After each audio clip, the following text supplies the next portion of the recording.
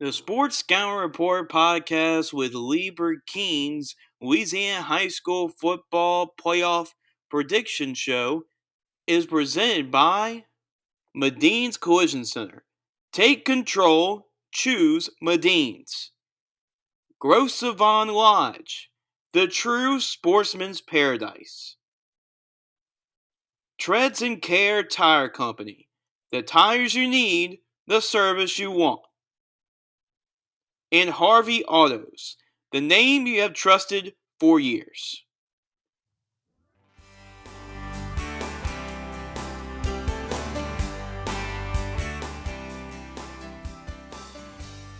Welcome to the Sports Scouting Report podcast with Lee Brecheen. Hello, everyone. Welcome to the Sports Scouting Report podcast with Lee Brecheen. I'm your host again, Jace LeJeune. And Lee, we woke up with some pretty big news this morning. As you can see, I'm wearing my LSU gear to represent the big coaching move heard around the world last night. And then early this morning, Notre Dame's Brian Kelly, if you haven't heard, is now the head football coach at LSU. Lee, that's actually one of the names you mentioned early on is Brian Kelly from Notre Dame. Just kind of give me your reaction to the news and what do you think of the hire Scott Woodward made over the last couple of hours? Well, first of all, what's very interesting about this, Jace, is that about 5 weeks ago, I went on Jim Inkster's show, and I had a lead from a recruit, and they said, Coach Kelly was offered the job first for $12 million. I don't know what the final money was. It's irrelevant. I know it's over $10 million. I mean, whatever, 12, 15, whatever it's going to be. And he turned it down. And so basically I, took him out of consideration on who I'm thinking is going to be the coach, right? Because nobody's going to pull the Notre Dame coach out of South Bend. No one's ever done it. You got to go back to 1907. Right. And I think that guy left for like a side job back then. It was just a different game, but you don't leave Notre Dame. Yeah. You might get fired from Notre Dame. Right. I know Ara Parsons just left. Lou Holtz, I think, got fired. Yeah, right. And went to South Carolina. Does everybody go to South Carolina? Steve Spurrier, everybody. But nobody leaves Notre Dame. And the guy's won like 80% of his games. He's been to the playoffs, 3 or 2 times? He's been to the playoffs twice, and but he played national championship championship when they lost to Alabama. And I think the hire is phenomenal because nobody thought that LSU could pull him. And he was never on a list because no one really said, oh, this is a guy you're going to pull. Nobody goes to South Bend, the holy grail of football. It's Newt Rockne. Look, I watch them play a lot because they're on TV every week. Mm-hmm. And actually pull against them every week. I don't know why. But either love them or you hate them. Yeah, either love them or you hate them. But I respect Coach Kelly. I watched him at Cincinnati when he did a great job. And he's another Nick Saban. So if you can't get Nick Saban, you want to get Kelly. Because he's the same guy. He's tough. He's organized. He's not easy to work for. But, again, you want a great coach, you're going to get a tough guy. And he's going to come in and change everything overnight, Jace, with this football team. If anybody wants to be like a me guy, you're going to gone. See you. If you want to be team, you're going to be getting along with Coach Kelly. Yeah. And that's what LSU needs. They need to be a team. And then all this other stuff can fall in line. Like if you sign an endorsement or whatever, great. But it's got to be team first because it's still a game. It's still a team. And LSU lost that. Now, I will tell you this. The guys that stuck around this year, the last 4 games, I'm proud of them. Damone Clark and all these great leaders that stuck around. Even Sony, Yeah, Sony Fanua played well the last couple of games. Unbelievable, man. He was like 4th on the depth chart, and he had to start the final 4 games and looked great. I think he's going to be in a pro camp. Yeah. He's 6'4", about 260. But, it's just Coach Kelly changed his mind.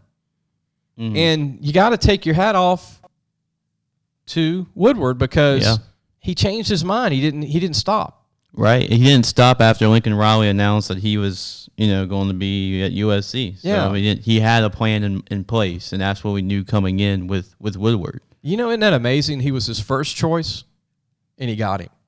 Yeah, like got him in the end. First offer, went back to him, got him. Worked him for weeks and weeks. And, let's look at this. And I'm just assuming. But I'm thinking maybe Coach Kelly's got the TV on and he's watching A&M and LSU and he's going, LSU just beat the 14th best team in the country with half their team. Right.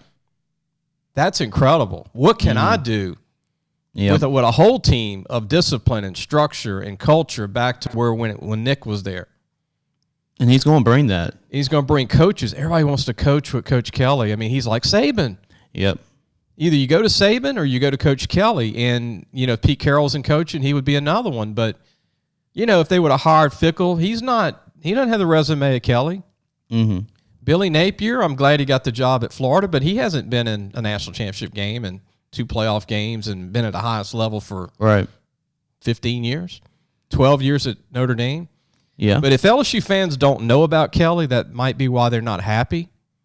But get to know him. Go read his resume. Look at who he is. If you don't watch college ball and you're just one of those fans that just watches LSU, you're going to find out really fast this guy is going to do incredible things at LSU. And I was shocked when I heard. I'm like, nah. I think you even texted me. I had like 50 people text me, go, is this real? I'm like, no way. Yeah. He's not leaving Notre Dame. The pros couldn't pull him. Other colleges couldn't pull him. I think he was offered some pro head coaching jobs several times, like Saban. Yep. You know what I like about him, too? He stayed at Notre Dame for 12 years. He's loyal. He loves college football. And, he's going to be tough now. But this is what LSU needs. Yeah, and he's going to run a clean program. You know that. And he's going to bring the coaches, no matter coach stability as far as assistant coaches and stuff, he does a really good job of keeping the program stable and bringing in new guys. If an assistant coach leaves, an offensive coordinator leaves, he, like Saban, he brings a new guy in and they don't really miss a beat. So he runs a very consistent program, and that's what you're going to get. That's probably the hire LSU needs right now. Oh, it definitely need. You don't want a guy that you go, I don't know what he's going to do, or he hadn't been in it long. He had one good year. We're in that social daily minute by hour of, okay, he lost this game, don't hire him. You can't hire a guy on one game.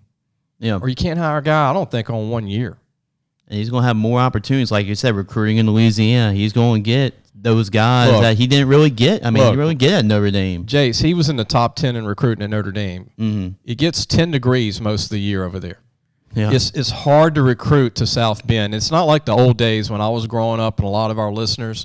Right. Where if you were Catholic or you were just anybody worth, you were either going Alabama, Texas, Oklahoma, or Notre Dame back in the 60s, 70s, and 80s. Now he has to work to bring them there. And look what he's done. It's not the place everybody wants to go anymore. And now he comes to Baton Rouge. He's going to kill it. And get this, his ties in Pennsylvania and Ohio and Minnesota. Mm-hmm. He's going to be... He can grab some guys. Oh, my goodness. Yep. Those big linemen, those 6'5", 6'6" linemen that LSU needs on the O-line. That's what he did well at Notre Dame. What about tight end like Michael Mayer, who he got out of Kentucky? Right. All these tight ends that he's been able to sign. He's a tight end guru. Yep. And he's an offensive guru. A lot of people don't understand that. Yep. Everybody talks about Lane Kiffin. And everybody talks about the coach at Oklahoma, just went to USC. Right. But he's hands-on with his quarterbacks. He really is. And now he's got Nussmeier and Walker Howard to build around. And Max, he'll turn Max around. I'll tell you right now. Yep. It should be interesting. But new head football coach at LSU. And I have to say, Scott Woodward does it again. He's knocked it out of the park with his last couple of hires. It's just been amazing. Now I know everybody's like, okay, we get it about Brian Kelly. They've been here for the high school football talk. And Lee, it's been amazing, but right now teams are either playing in a semifinal game, trying to get to the dome. You want to take a break and then come back? Yeah, Let's take a break. Yeah, we'll do that. And just before I go to commercial break, it just shows how close we are to the end of the season with the semifinals. Teams trying to go to the dome, or teams are playing a state championship game this week. Hey, we've been right and wrong. That's how it works. When you think you're right, you lose. When you think you're wrong, you win. So it's fun. Yeah, we'll point out some parents too that have looked me up. So. We will have fun today. We'll have fun today with that. But yeah, we'll take a quick commercial break right here. You're watching the Sports Scouting Report podcast with Lee Brecheen. High school football talk coming up next. Listen, whatever you're driving right now, Tommy Harvey wants it. Bring it in to Harvey Subaru, Lexus of Shreveport, Bossier City, or John Harvey Toyota. They're paying big bucks for all trades right now. They'll cut you a check right there. Tell them Lee sent you. Welcome back to the Sports Scouting Report podcast with Lee Brecheen. Jace LeJeune here as your host. And Lee, we're going to talk about championships this week. And we're going to usually start with the public first, but now we're going to start with the private first. So here's the situation with the private brackets. We're not going to go over Division 1 and 4 because we'll go over them next week when they play their state championship because they're playing next week at Cajun Field. Now, this week, you have 2 state championship games on the private side, which will be played at Yeoman Stadium this Saturday, December 4th. And one of those 2 games is for the Division III state championship, LCA against St. Charles Catholic. Just very briefly, I was on the call against Newman in the semifinal game for LCA. And all the talk, of course, was Arch Manning and then their team coming in.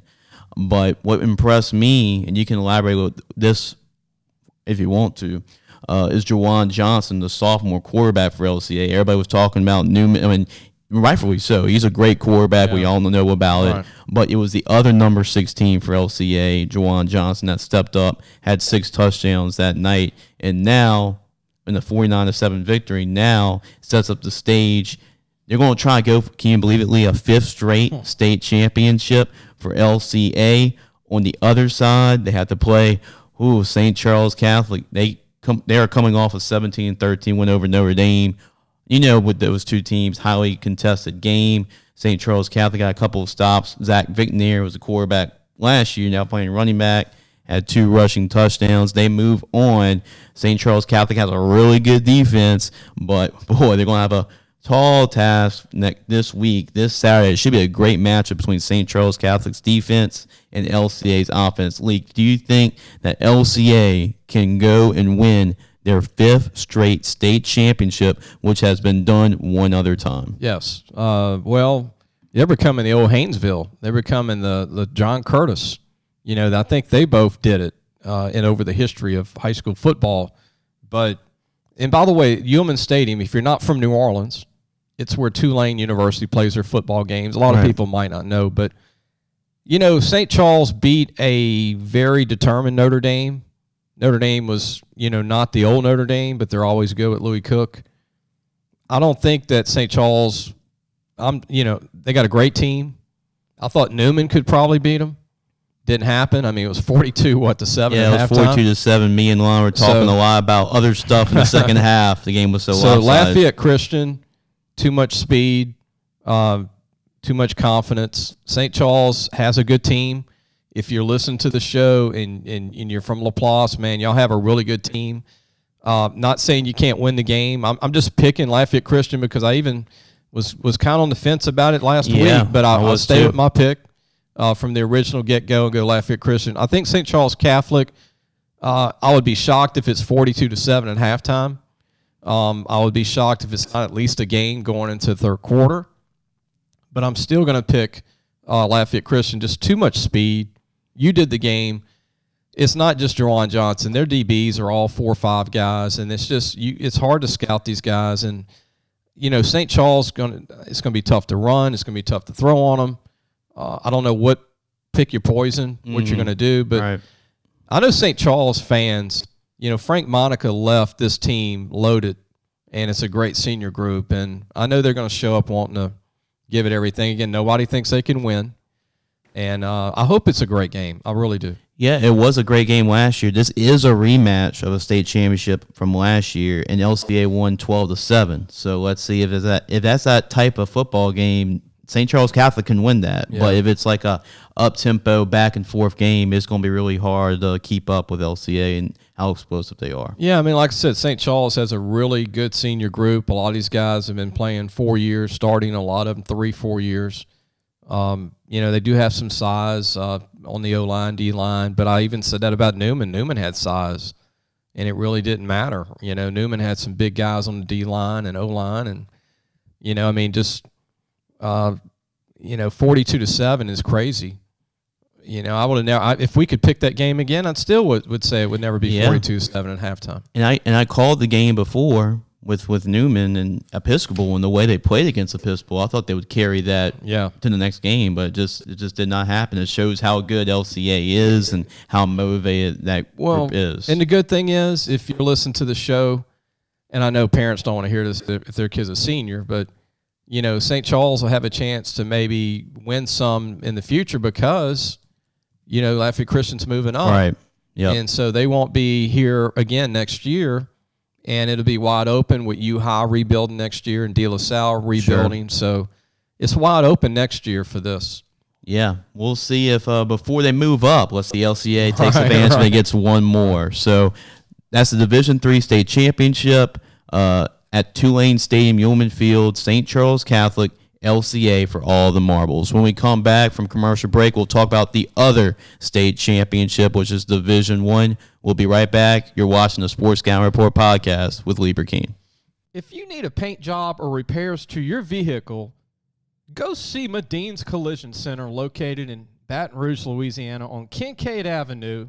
The number to call is 357-7983. That's 357-7983. Your Baton Rouge Accident Advisors. Welcome back to the Sports Scouting Report podcast with Lee Brecheen. And Lee, we're going to talk about another state championship game, which will be held at Tulane at Yeoman Stadium. We'll talk about the first team, and that is a team with really a lot on their shoulders. Just from last year when they won the state championship, a lot of things happened. They took the state championship away. And that's Catholic High. And it looks like they're coming back with a vengeance. Now it has not been easy for them because they barely beat St. Aug. And then the semis, St. Paul's, man, they gave Catholic a scare, 29-28. It was very close, but Catholic held on. They advanced to the state championship. And now it's the team that I picked from the very beginning, but a team that I'm as far as getting more and more confidence in.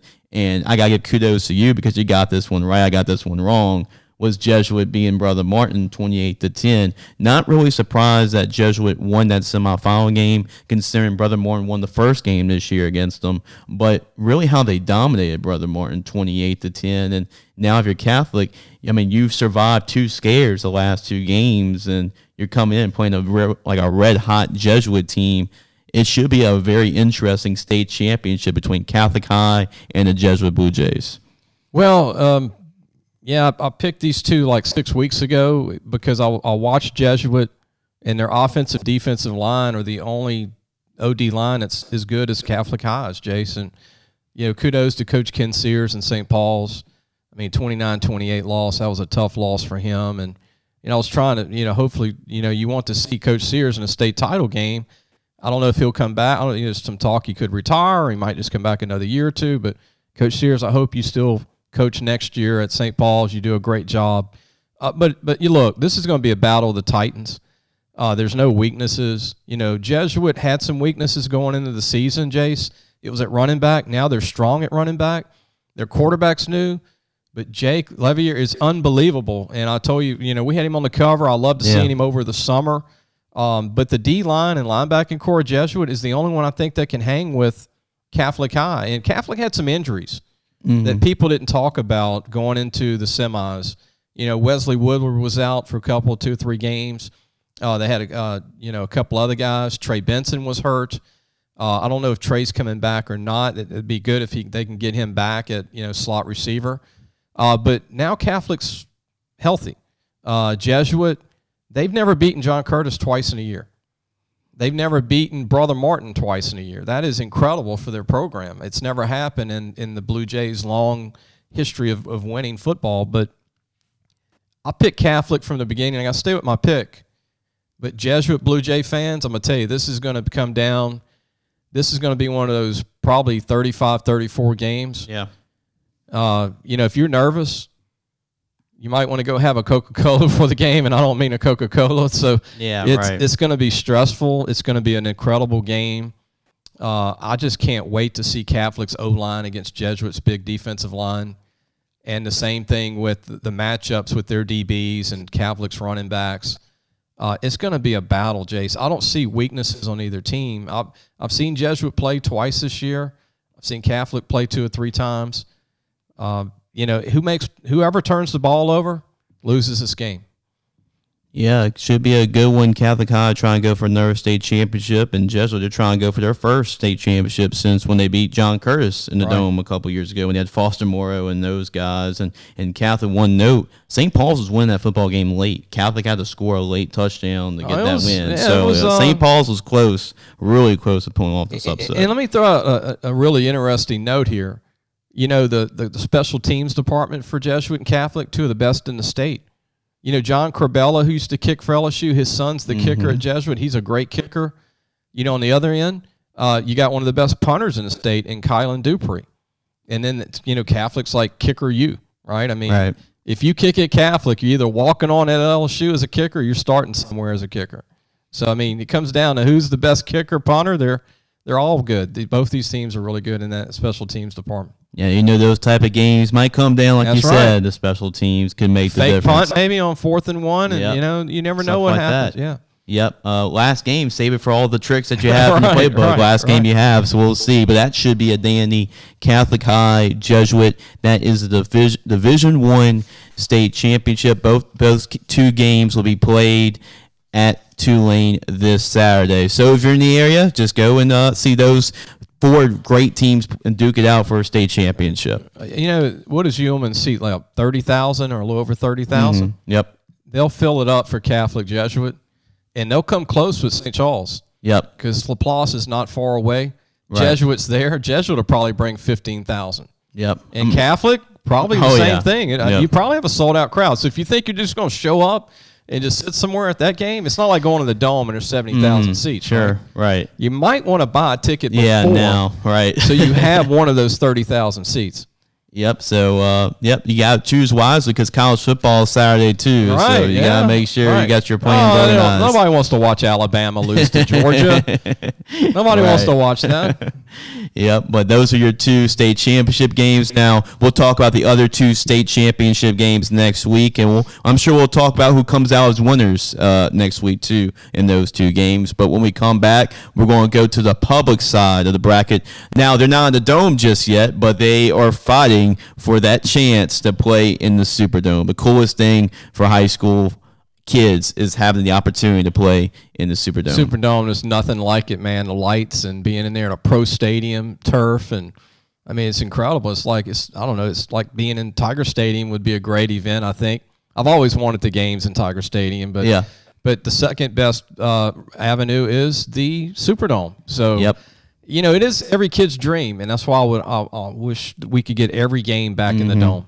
Yep. Yes, definitely. That's definitely the number one venue for sure. And there are actually a couple of those private games next week. There's a couple of teams trying to convince the LHSAA to play in the Dome. So we'll see what happens. Let's see if we can make it work. Yep, but when we come back, we'll talk about semifinal action on the public side. We're going to start with Class 1A. You're watching the Sports Scouting Report podcast with Lee Brecheen. Be sure to take your car and truck for all your tire needs to Treads and Care Tire Company located in Central.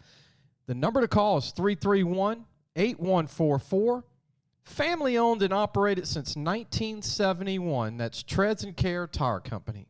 Welcome back to the Sports Scouting Report podcast with Lee Brecheen. I'm your host, Jace LeJeune. And before we get started with the public brackets, I know you didn't want to say one more nugget, one more note. Yeah, I don't want to slight ULL fans or UL Lafayette fans. The games are going to be played at Cajun Field, some of them, or Tulane Yeoman State. I'm just saying, Tiger Stadium, 100,000, Superdome, 70. Super Bowls were playing there, But it's the next best thing if you're going to do a game not at LSU or Superdome is ULL's. Cajun Field's a great place.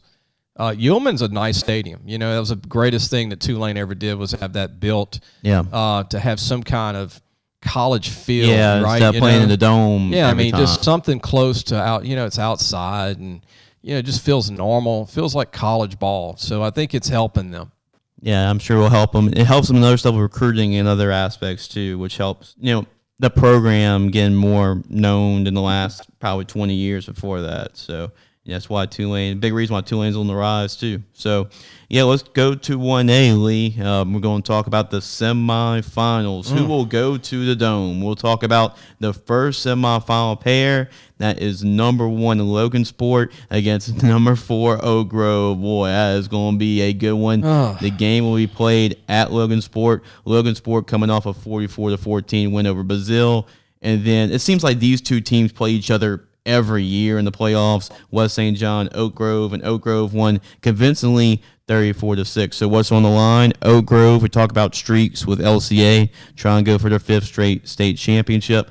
Oak Grove, they're trying to accomplish something they didn't accomplish with Coach Dalrymple, and that is win 3 straight state championships. They can go for their 3rd, and they're actually moving up next year to 2A.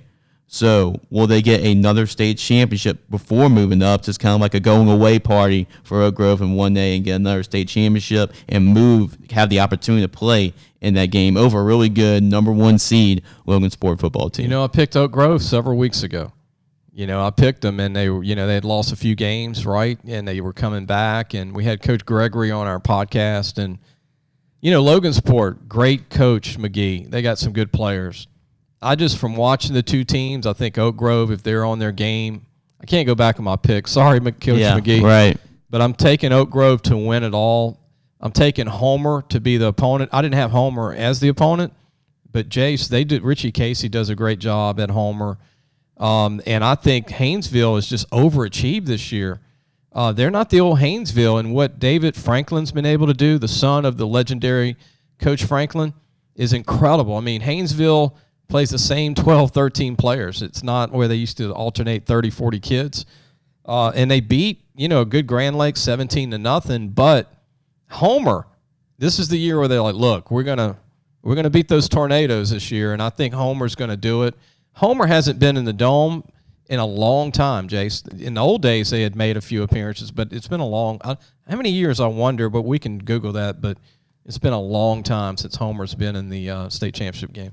Yeah, Lee, you ruined the surprise. I was about to go with the other game. Were you? Yep. So, you got it right. So Homer and Haynesville in the semifinals, and then that's a number 2 versus number 6, and that really surprised me with how they beat Grand Lake in the semis, 17-0, really shut them out. And I actually picked Grand Lake to win that football game, and was really surprised about that. And you talk about how good of a team White Castle is this year, and Homer, even though I got that one right, was really surprised how they beat the brakes off them, because you talk about how talented that White Castle team was. I had White Castle playing in the state championship game against Oak Grove. So, Homer, just took apart one of the greatest White Castle teams I've seen, and you're going to see some guys off that team sign college ball. Richie Casey started this about 4 years ago, Jace, and I went up and watched a game at Calvary Baptist. I was at the game in Shreveport, and I watched Homer compete, and do a phenomenal job with a good Calvary team that ended up winning the state title. But when I was watching Homer 4 years ago, you could tell what he was building. You could tell that a guy that just left Louisiana Tech as a former player, Richie Casey, who played at Homer, who's the head coach at Homer, it means a lot to him, and his team is incredibly organized, attention to detail, a lot of speed, and they've got linemen where you need them. And so, Homer's going to be a tough team to beat this Friday against Haynesville. Yeah, and these are actually two of the 4 teams I picked to play in the state championship are still alive. So I actually had Homer playing the state championship, and I had Oak Grove playing the state championship. So let's see if both those teams, I have to go with both those teams right now. But I was really impressed. One more nugget about Homer, what they were able to do. They forced 9 turnovers. You remember a game that a defense can force 9 turnovers? I watched the Saints do a few back in the 70s. Now, I watched back in the 70s. The football follies? You ever see those on ESPN? Yep. Mm-hmm. They're like the best of the worst plays where the ball's always knocked in the air for like 5 minutes. The Saints were always in that in the 70s and 80s. And then came Coach Payton, and things changed. So, but I watched a few 9-turnover games with the Saints growing up. But I think a lot of listeners have also still trying to find that, I guess, with Homer. Yep. So they go back to back. I can't find the last time they went to the state championship, but they actually made the semis last year. So they're trying to, overcome that hump. Now Homer's a very traditional program too, like Haynesville. They've been around since like the 1800s. It's the oldest rivalry in the state. Yeah. Yep, it is. So it'll be good for them to get back into a dome and have those fans. Oh yeah, travel. I mean, look, I like seeing new teams. New teams are what this is about. You don't want to see the same teams every year. Yep. I mean, otherwise, why would the other teams want to keep playing, right? I mean, but you want to see some new blood, some new teams make it. Not, honestly, I don't know if they can beat Haynesville. I mean, Haynesville, you got to, they haven't been able to beat Haynesville in this position before. Yep. But, I want a new team to make it. And, Haynesville's had a great year considering they were in rebuild mode right now, and what they've done is incredible. Yep. So the oldest rivalry in the state, as you mentioned, Lee, is in the semifinals. That's so right. Everybody's used about them playing in the regular season, but we actually get to see the oldest rivalry in the state in the playoff time for a chance to go to the Dome. Doesn't beat that in one day. Think about that. That's the oldest game played in the state of Louisiana between two teams. Yep. Their game started before anybody else's as opponents, and it's continued on. That's incredible. So we'll see that game. That's this Friday. The game will be played, if you're wondering, the game will be played at Homer. So Homer will get the home field advantage on that one. So let's see who advances. Will it be Logansport? Do we have Logansport and Oak Grove, or the winner of Haynesville and Homer? Well, we'll find out next at the end of this week when we come back. We're going to talk about Class 2A, who will punch their ticket to the Superdome. We'll be right back. You're watching the Sports Scouting Report podcast with Lee Brecheen. Come and visit the majestic mansion in the marsh, Grove Savon, Waterfowl, and Wildlife Lodge. Grove Savon is the true sportsman's paradise. Grove Savon Lodge has everything for you from fresh and saltwater fishing, alligator hunting, waterfowl hunting, and eco tours. Located south of Lake Charles. Call 337-598-2357 or visit www.grovesavon.com for more information and schedule your trip to the majestic mansion in the marsh, Grove Savon, Waterfowl, and Wildlife Lodge, the true sportsman's paradise today. Welcome back to the Sports Scouting Report podcast with Lee Brecheen. I'm your host, Jace LeJeune, and Lee, we're going to talk about Class 2A, talk about another team that won a state championship last year so far. We talked about LCA. They won it last year. We talked about Oak Grove. They won it last year, and now we're going to talk about Manny, who won it last year too. They're trying to go for a repeat. They defeated Rose Pine 50-12. They'll get to play Avoyles, who flexed their muscles against North Caddo 46-28. I thought that was a very impressive victory for them. So that sets up one side of the ladder. Number 1 Manny versus number 4 Avoyles on one side. And then before I go to the second pair, the second semifinal game, Lee, what are your thoughts on this matchup with number 1 Manny? They're trying to go for a back-to-back state championships, but for Coach Boone and the Wolves, this is his best season by far as going to the semifinals for the first time. They have a chance to go to the Dome. In that Avoyles offense, you have a 400-pound lineman leading the way. You got some big running backs. They want to run the football. I mean, you talk about a quick football game. This Manny Avoyles is going to be a quick football game. Well, I got one name to mention, Carlos Bazar, who's a junior for Avoyles. He's 6'1", 230 pounds of chiseled. He's not a running back that you see in 2A very often, Jace. He looks like he plays for Hanville or Zachary or St. Aug or Jesuit or Catholic High. Actually, I don't think they have a guy this good. He runs 4.6, and when you run that triple option and you got to watch him getting the ball, he is like a freight train coming at you. And they have another guy who's 6'2", 225.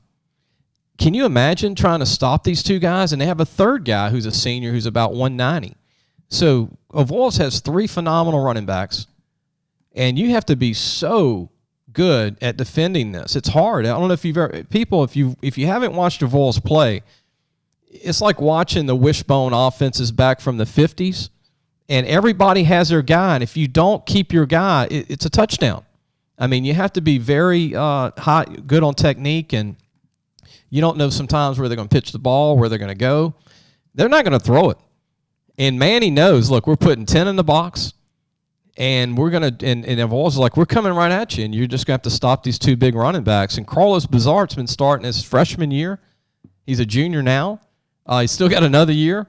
And this other kid, I mean, he's 6'2", 225. I mean, it's tough to stop. Now, on the other hand, Manny, they're the same kind of team. They're not running the wishbone, but they're still all about running the ball.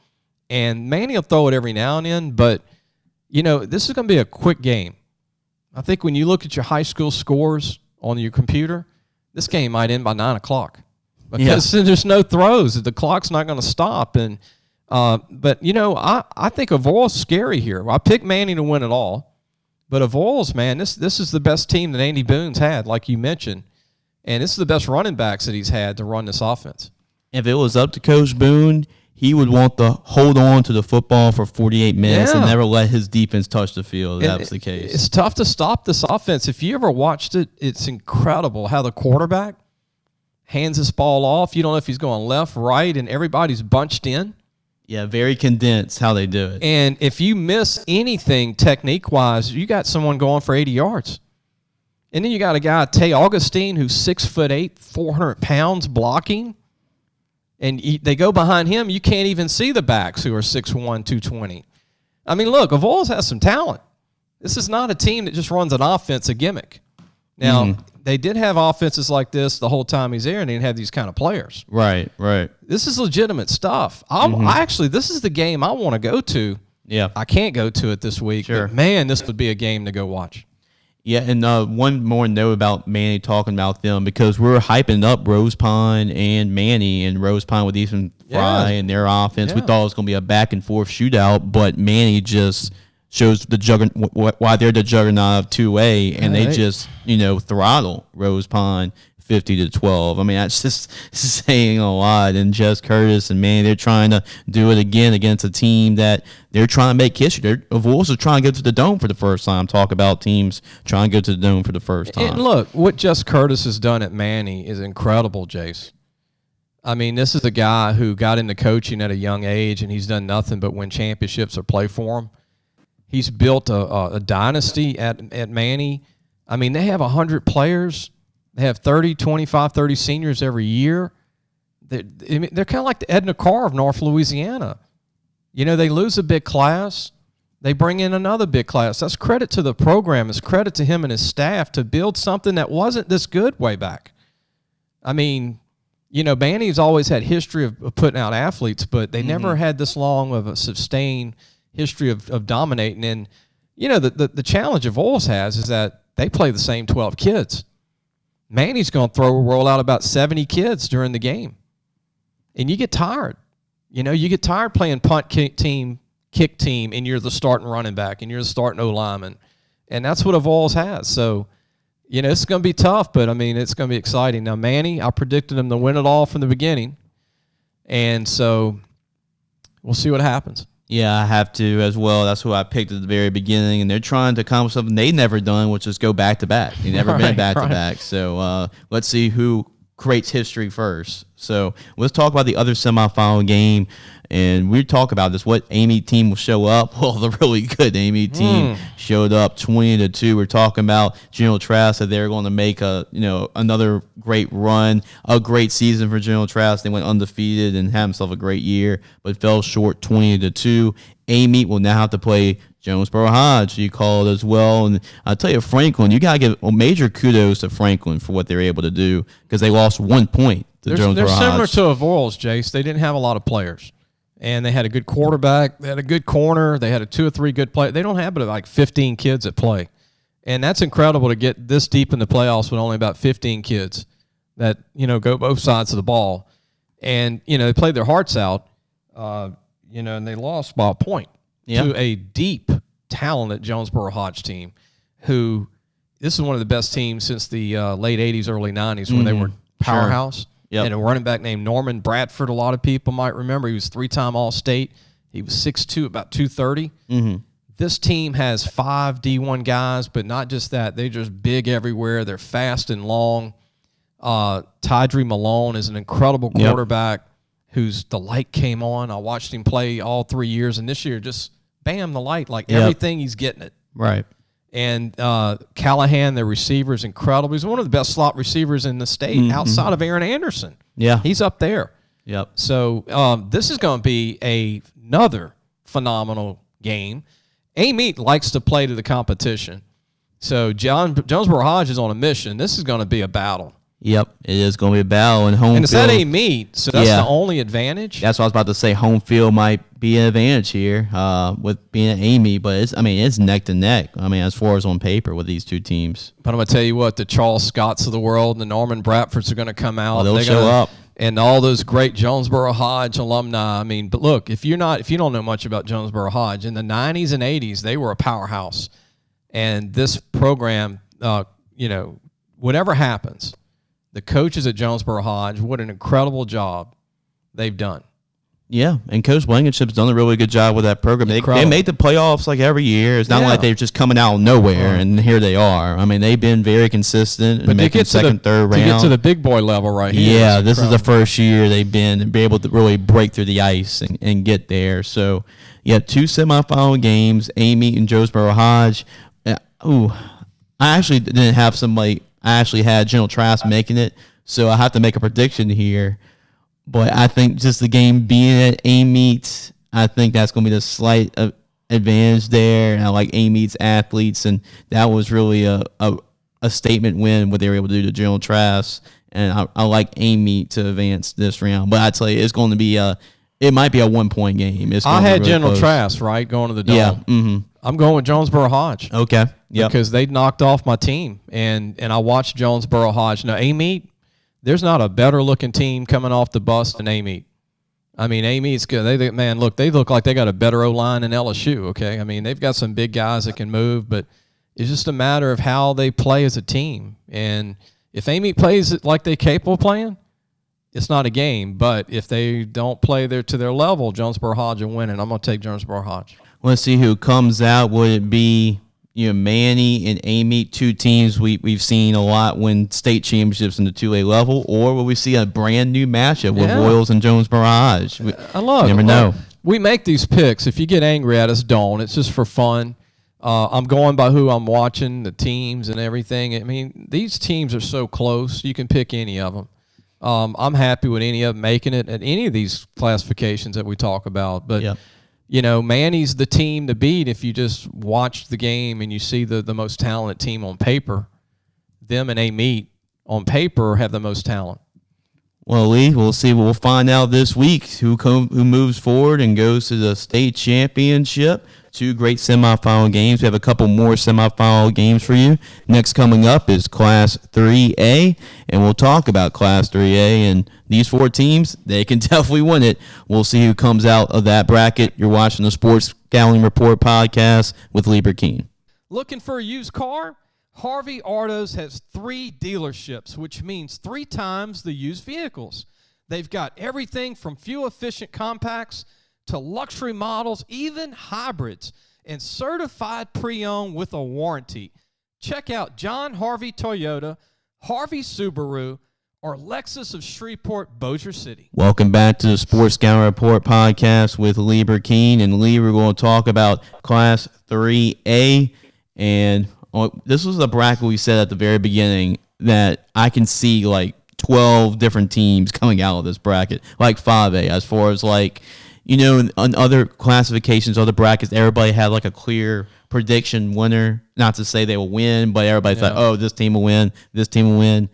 I mean, you get different answers here in 3A. I mean, it's pretty much wide open, and it's going to be a wide open semifinal, 2 wide open semifinal games. So let's talk about the first one.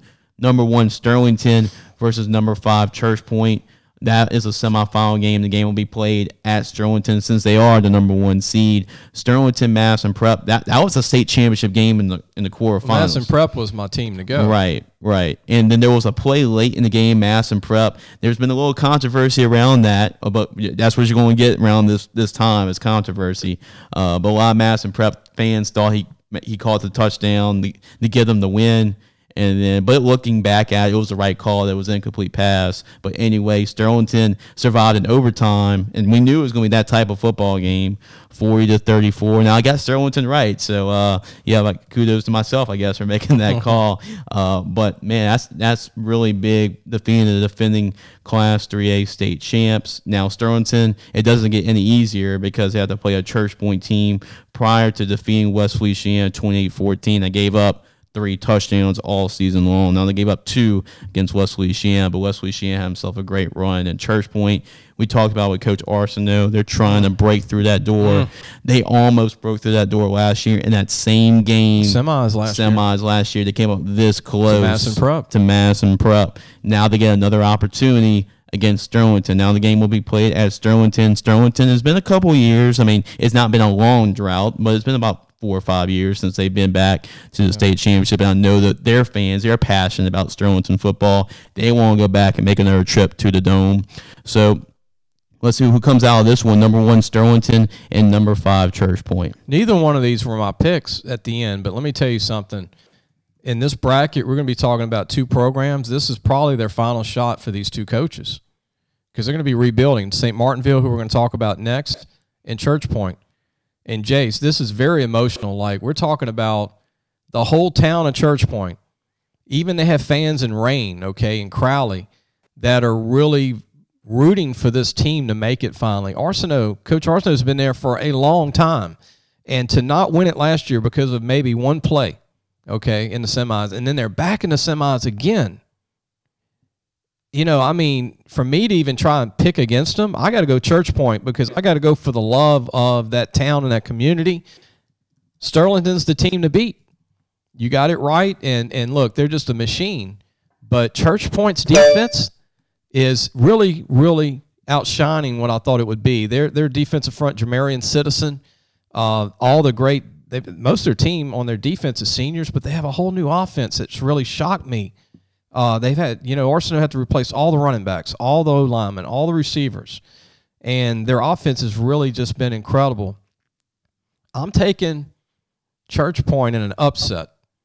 Okay. For the community of Church Point, because the community, I'm telling you, the whole community and that whole area is just, I mean, they can't sleep at night trying to get there. I mean, Sterlington's been there before, many times. And, I think Church Point's going to play a game of the century to stop that run game of Sterlington. What they say, defense wins championships. I mean, Church Point, they definitely have the defense. I mean, anytime you slow down LeMay and Joel Rogers, West Louisiana, hold them to only 14 points. That's saying a whole lot. And then when you look at Sterlington, I mean, that's as tough as a task that they had to play was Madison Prep, and they were actually down in that football game. I think 27-14. They came back. It was an overtime game. They found ways to defeat a team, Madison Prep, that's a state championship caliber team, to defeat them in the quarterfinals. So it should be a good one. I'm looking forward to it, but it's going to be I think it's going to be a low scoring football game. It's going to be one of those 17-14 type of games. 10-7. Yeah, 14-10, something like that. But hard-nosed football. That's playoff football right now. And look, it's going to be in the Monroe area. It's going to be at Sterlington. There's probably going to be 10,000 people there. I guarantee you Church Point will bring 5,000 fans. And for a 3A school, that's a lot of people. Yeah. Sterlington will probably have their 5,000. But we're talking about 10,000 probably at a game for a 3A game, Jace, at Sterlington. Can you imagine the excitement there at Sterlington, how this is going to be for the communities, both of these schools? And you can actually probably drive through Church Point that night, and there won't be a light on. Yeah. Okay. Everybody's closing down. Everybody's closing down early. Everybody's closing down shop. That whole Frog City, that whole area right there at Church Point and Rain will be shut down.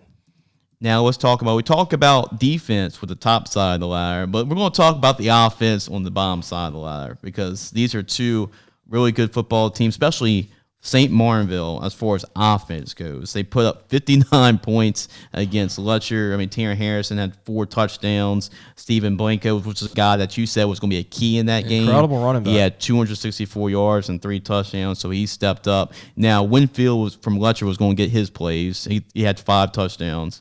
but St. Martinville just outscored Letcher, plain and simple, 59-42. Now they'll play. I got this one right. Another one I got called right was Union Parish, just flexing their muscles with their running game with Trey Holloway, their big offensive defensive line. Great season for Abbeville, historic season for Abbeville. I had them going. Yeah. So, but it falls and it ends in the quarterfinals, 45-6 was your score. Now it sets up just two conflicting styles. St. Martinville with just spreading the football around to their athletes, great speed, great offense, great athletes, and then you have the power game, bully ball, as I like to say, with Union Parish. So two conflicting styles of football. The game will be played at St. Martinville. St. Martinville, I believe this is their first semifinal game in 19 years. Union Parish, they're trying to go back to the it wasn't the Superdome last year when they played in Natchitoches, but they're trying to go back to the state championship after losing last year. So both teams have a lot to prove. Which conflicting style do you think is going to come out of this one? Do you think it's going to be the flash, the speed, just like the athleticism, the speed, the quickness, or it's going to be more the power from Union Parish that prevails? well, this is the most athletic team that Union Parish has played all year. This is the most strongest team that St. Martinville's played all year. So it's a first for both, right? So St. Martinville can't stop Union Parish, I don't think. And look, St. Martinville is very talented, but I don't think Union Parish can stop St. Martinville. So it's going to be a tale of like the game at Letcher, Jace, the same kind of game, because Holly can break the long runs, and they've got the power and the speed, but yeah, bully ball is a good way to say it. Union Parish, to win this game, they got to keep the ball away from St. Martinville, which has the best offense in all of 3A. And to do that, you got to have those, 8-minute drives with that big O-line that Union Parish has. And let me tell you something. If you get a chance to see Union Parish, their O-line looks like an NFL line. Those guys look like they all bench 400 pounds. And the smallest guy is Holly, and he's got already, 6,000 career yards in 3 years. With another year left. Right. And he's only 5'8", 5'9", 175, but he can run 4.3. But I hate to call this game, Jace. Neither one of these were my guys here. I had Abbeville going to the Dome. But do we go by history? Do we go by like that new team that makes it, which is St. Martinville, or do we take the old school that's been there before? I'm going St. Martinville. Not because they're better than Union Parish, just because they just want it really badly, and it's been 19 years. And, they had Early Doucette and couldn't get to the Dome. Remember Early Doucette played at LSU? He was a quarterback, but he was a quarterback at St. Martinville. And this team's more talented than when he played there. I mean, it's not even close. Yep. With all the talent they have, I mean, look, they've got like 18 of their 22 starters will play college ball. Mm-hmm. Yep. It's a public school with 18 starters that are prospects, and they play as a team. They're all seniors except Steven Blanco. He's the only young guy. Right. Him and Harvey Broussard. Yeah. Everybody else is seniors. Right. Union Parish is the same way. I mean, this is going to be a battle.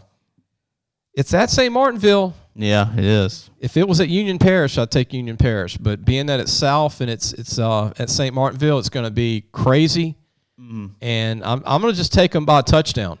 Yeah, it's going to be a close game. Now, I have to go with Union Parish because that's a team that I picked from the beginning, and they're still in. And I just, like I said, I've said it throughout the whole playoff run, just like how they play. Like, the way they play helps in cold weather, hot weather, no matter what. And what's the best defense is a really good time-consuming offense, and that's what they can do and keep St. Martinville off the field. If this happens and Church Point makes the Dome and St. Martinville, we got an Acadiana. Oh, yeah. Yeah, we do. Yeah, we're going to talk about, you talking about communities at the game?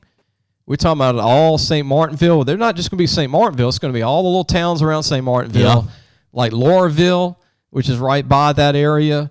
It's going to be a lot of Lafayette people that'll go support them since St. Thomas More's not in it, or Turlings. And look, it's going to be huge. And then Church Point will get Notre Dame and Crowley, all those people. Yeah. If that happens, that would be a unique game for a state title game, in my opinion. It would be phenomenal. And what also would be a unique state title game would be Sterlington Union Parish. Yeah, because they're rivalry teams, and both these two teams do not like each other. No, I'm not sure if really the coaches really like each other. Well, just so people know this, Sterlington's right outskirts of Monroe, and Union Parish is in the outskirts of Ruston. So they're not like by each other, and they're in different areas of North Louisiana.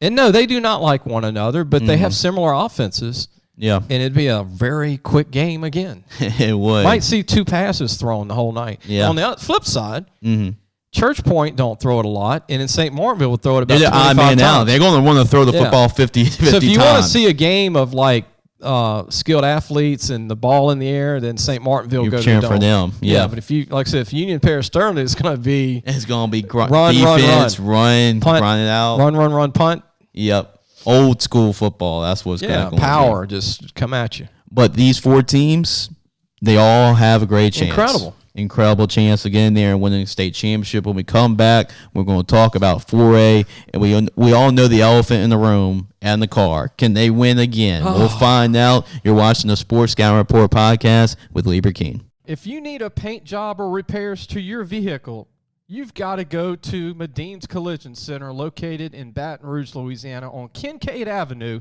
The number to call is 357-7983. That's 357-7983. Family owned since the 1960s. Welcome back to the Sports Scouting Report podcast with Lee Brecheen. I'm your host, Jace LeJeune. And Lee, we're going to talk about Class 4A on the public side. And we're going to talk about the first semifinal game, which is, can you take a guess who's in the semifinal game, Lee? Would it be Edna Carr? Yep, you got that one right. Congratulations. Ding, ding, I think ding. I could be like out of it for 3 months and wake up after 3 months and go, wait, Edna Carr made the state title game, right? Yeah, right. Well, can Westgate, now I said from the very beginning about Westgate, after they're coming off of 34-32. Great game, by the way, against Northwood. And that was another game that could have gone either way. And there was a controversial call here and there, too, I've heard about that game. But Westgate found a way to win against a really good Northwood Shreveport team on the road, too. So very impressive win for Westgate. I feel like Westgate was like the only team on that side of the bracket that can give Endicott a really good run at it. But do you think they can really have that chance to upset Endicott, because Endicott are coming off a 33-7 win over Carver, and they just win in just a variety of different ways. They're probably the deepest team by far in 4A. Can Westgate, they have the starters to play with Endicott, but through a 4-quarter game, can they pull off an upset against the Cougars? Well, look at who Edna Carr's played and who is highly skilled on their schedule. John Curtis was not, they're a good team, but they're not highly skilled. When you look at, the other teams that Edna Carr played, this is the most skilled team they've played this year. Now, it's still not as deep and talented as Edna Carr, right? And they're not as big, and Edna Carr is like a little college. But Westgate embarrassed St. Thomas More this year. Westgate blew Turlings Catholic off the field. That's never happened. Westgate beat a really good Northwood of Shreveport, who was as hot as any team in North Louisiana. Westgate's got speed galore. Now, they got to have big plays. And you don't have sustaining drives on Edna Carr because they turn the ball over. They'll take the ball from you, and they'll score on defense. But Westgate's got great talent. Jordan Doucette and all these great players. They've got about 10 seniors that can play. They got a 6'5" tight end that lines up as a receiver. You ever seen a guy 6'5", 230 line up in high school as a wideout? I think he's going to be the X factor for that game. I mean, trying to guard him. Yep. Now, again, Edna Carr's loaded with 6'2" corners, and they can do anything. But if Edna Carr has a fumble here and there, and Westgate has a long play here and there, it'll be a game for a half, maybe 3 quarters, and then you never know if they can keep it close for 3 quarters. But I'm going with Edna Carr. That was my initial pick in the beginning. And Westgate's another talent team from the Lafayette area, from New Iberia. And, Coach Antone has done a phenomenal job at Westgate. They've had some incredible players come out of there, Jace. Jared Mitchell was a great football player there and baseball player. Mm-hmm. Butte played at LSU in the O-line, Josh Butte. They had several play for state colleges. There's a guy on the staff that played for the Saints, was a D lineman. Mm-hmm. But, it's going to be a great game. Yeah. Is it going to be 60-40? Is it going to be 50-42? I think it's going to be a phenomenal game. It'll probably be 100 points total scored. I think. Yeah, and the car can just beat you so many different ways. Like the Carver game, for example, they only scored one offensive touchdown. Everything else was defense, special teams. This shows you how much, and they can score 60 points. They can score 14 points in each. They win in so many different ways, and I just have in the car. That's the team I had from the beginning, and I have to stick with them. And they've been pretty much dominant. To the rest of the playoffs. They gave up 8, 7, and 7 points. They've just been really dominant. I said, this will be the most skilled team they've played all year, which is different. Right. And that's what I've been saying. If there is one team, I said from the beginning, if there is one team that can really give Endicott a run for their money on that side of the bracket, it's Westgate. And they have 2 quarterbacks at Westgate. Mm-hmm. So they can confuse you. And if you want to beat it, it's like beating Alabama, right? If you're beating Endicott, you have to confuse them. It's not you're not going to out-talent them. Right. But Westgate's got 2 guys that can go under center and give you 2 different looks. Right, Doucette and Landry. Yeah. And they both play receiver, too. Yeah, so, I mean, they can make it interesting. Yep, should be a great game, too. A lot of Saturday players. If you're a scout, that's definitely a lot of Saturday players to watch that game within the car. In Westgate, of course, the game will be played in the car's home field. And then we'll go to the other side of the bracket. Oh, boy. This is a classic semifinal game. These are 2 teams, 2 of the 3 teams we mentioned over the last decade as far as being in the mix. When you talk about being in the mix, maybe you can mention a Lake Shore that's been in the mix too, but it's been Endicott, Warren Easton, and Neville. And Eunice every now and then. Sure, Eunice every now and then. They just moved up to 4A. But, yeah, just with Endicott, with Neville and Warren Easton, these are 2 of the 4 or 5 teams we talk about every year in 4A, and they play against each other. Warren Easton, man, they put up over 50 points every single game. They scored 60-plus points the last 2 games. You've been very impressed by their defense. They beat a really good Belle Chase team by 56, 63-7. And then look at Neville. They won 41-7 against a really good Cecilia team. So both these teams really flexing their muscles against 2 really good football teams in Belle Chase and Cecilia. And this is a matchup that everybody wants to see. Warren Easton and Neville, 2 of the 4A's finest, going at it. This game could really go either way if you look at it. Now, the game will be played at Neville, which is important because it's a long drive either way if you're one school or the other. And now Warren Easton's going to have to make the travel up north to Neville. And Neville's an intimidating place to play at. Neville, Warren Easton. We talk about Saturday players for that first semifinal game. You're going to see a lot of Saturday and Sunday players on the bottom side of this bracket, too, with Warren Easton and Neville. A lot of people don't realize that there's more to Neville than Will Campbell. Mm-hmm. Yep. When people go, no, that's where Will Campbell plays. Well, yeah, he's all that. But they also have a great quarterback in Batterford. They have a great running back in A.J. Anthony Allen. He's just committed to TCU, I believe. He's a big-time back. Yeah. Yep. And they've got other big O-linemen, and their D-tackle, Inclot Sledge, is incredible. He'll be an NFL guy, I think. Yeah, he's committed to Baylor. And DeBose is a great safety corner. Mm-hmm. He's a big-time. And they've got other kids. They've got Kendall January. I can go on and on and on. But I've got Neville going to the Dome. I got him winning it all. I got to stick with that. Mm-hmm. I got him playing Edna Carr. Warren Easton, you don't run number one's way, Jerry Johnson, the linebacker. Yeah. And I keep talking about this kid. And Warren Easton is an offensive program. It's a defensive program this year. Tyron Johnson came out of there, Jace, went to LSU, but he finished at Oklahoma State. Right. He's with the Chargers now. Yeah.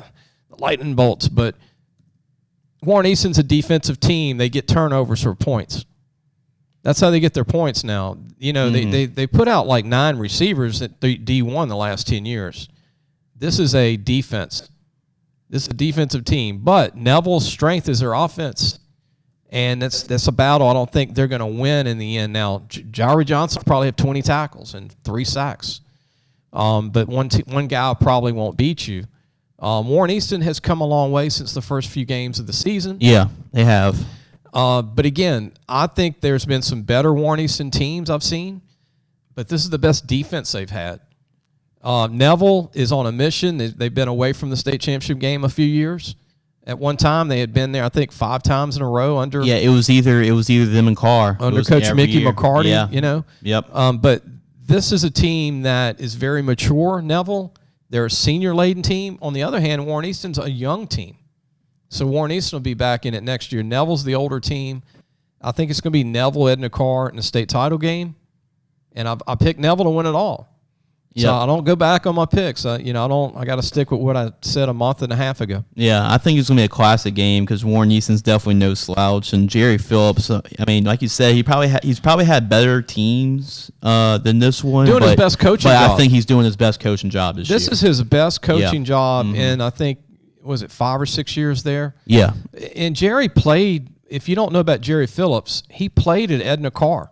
Yeah. And he played at Tulane, and he was a heck of a linebacker. Mm-hmm. Jerry Phillips, was phenomenal. He had like 300 tackles in high school. He was 6 foot, like 210, could run a 4.5, Jace. He was a big deal, but people forget that. They go, Jerry Phillips is at Warren Easton. Right. And I tell you, every time they play Edna Carr, it means way more to him. Oh, yeah. And he wants to get, they want to get another shot at Edna Carr. Opportunity, for sure. I mean, he played at Edna Carr. Yeah. And they've lost to him a couple of times in the Dome. And, that matchup may or may not happen again. Look, again, anybody that makes this, I'm happy for them. We got to make some picks. Oh, yeah. I'm going to have to go with Neville because that's what I had Edna Carr and Neville going at, just like the McCarthy days. And Coach Brown's still there. And, Coach Brown and then, Coach Phillips are really good friends, too. So, it's a personal thing as well. So, I have Neville advancing. And if that's the case, I think that's the game in the Dome that I'm looking forward to seeing the most with Edna Carr and Neville, just because of all the, not only the LSU guys, but all the Division I guys. That'll be it's going to be interesting. If Neville and Edna Carr make it, Jace, and the game's over, Will Campbell goes to Aaron Anderson. Aaron. Yep. You still coming to LSU? Right. You got Taji Hills, we got Coach Kelly now, man. Yeah, you going to come back in? Yep. And you can't blame some of these guys to take some visits and recommit going, we don't know what LSU's going to do. But let me tell you, Coach Kelly, you can book it. He's not going to lay off Aaron Anderson. Yeah. And if there's a hire, that's the guy that can bring him back I would not be surprised to see Brian Kelly at the Dome for that 4A game. Definitely. He's already got his tickets. Yep, definitely. So 4A semifinals. Really talented teams.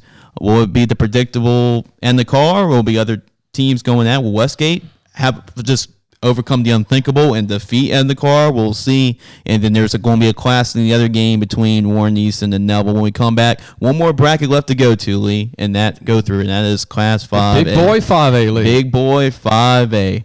We were watching the Sports Down Report podcast with Lee Brecheen. Be sure to take your car and truck for all your tire needs to Trez & Care Tire Company located in Central. Call 331-8144. Family owned and operated. It's 1971. That's 331-8144. Welcome back to the Sports Scout Report podcast with Lee Brecheen. Lee, we got one more segment left to go. We're going to talk about Class 5A, and this is the first game where my dad actually went and saw this one in 5A. And talk about passionate fan bases. It doesn't get more passionate than Zachary and West Monroe. I mean, it had to be a sellout by 5 o'clock with that game. And then Zachary, West Monroe. Now, a lot of West Monroe fans have been unhappy, to say the least, about how that game went. But you got to realize that's third time losing Zachary in the last 5 years. Think about that, Jace. That's the third time they've been knocked out or lost a state title game to the same team.